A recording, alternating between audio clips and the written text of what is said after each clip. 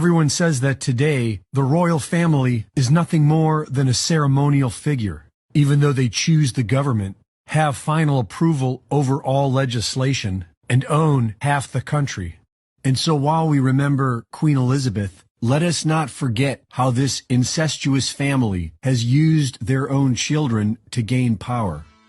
Parliamentary lawfare over trading rights between England and Scotland led to the first iteration of the United Kingdom in 1707 and created the legal groundwork for George of Hanover to be crowned King of England and Ireland in 1714. He was 55 years old, married to his first cousin, and didn't speak any English because he was from the German House of Hanover.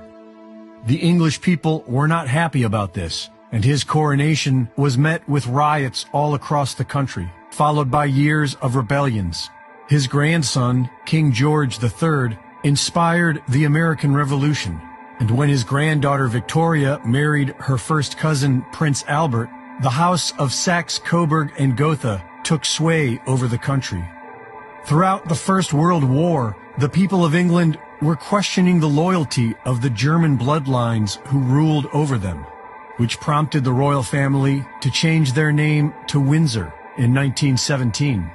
9 years later, Queen Elizabeth was born, who was initiated into the Druid Order in 1946, married Prince Philip of Nazi bloodlines in 1947, and gave birth to Charles in 1948. In 2010, William Coombs, survivor of Canada's infamous residential schools where the mass graves of children were found, claimed to have witnessed Queen Elizabeth and Prince Philip visit the Kamloops Residential School in 1964, where they took 10 of the children away with them, never to return. A year later, William Coombs dies in the hospital. In 1988, Prince Philip told the German press that he hopes to be reincarnated as a deadly virus to help with the population problem. And his son, King Charles, likes to joke on television how he is related to Dracula. His Royal Highness Prince Charles, who can trace his ancestry back to Romania's dark and distant past. The genealogy shows that I'm descended from Vlad the Impaler, so I do have a bit of a stake in the country. As it were. These royals are the result of an incestuous breeding program wherein children were used as a way to gain power over the masses. So it's no surprise that they are caught up with the likes of Jeffrey Epstein, who made a living using children to leverage power, and Jimmy Savile, who had unfettered access to rape hundreds of children inside NHS hospitals, and was a dear friend of King Charles.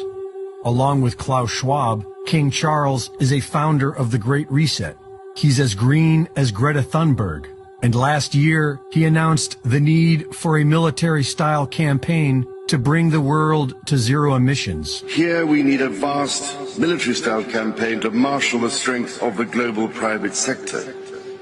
With trillions at its disposal, far beyond global GDP, and with the greatest respect, beyond even the governments of the world's leaders, it offers the only real prospect of achieving fundamental economic transition.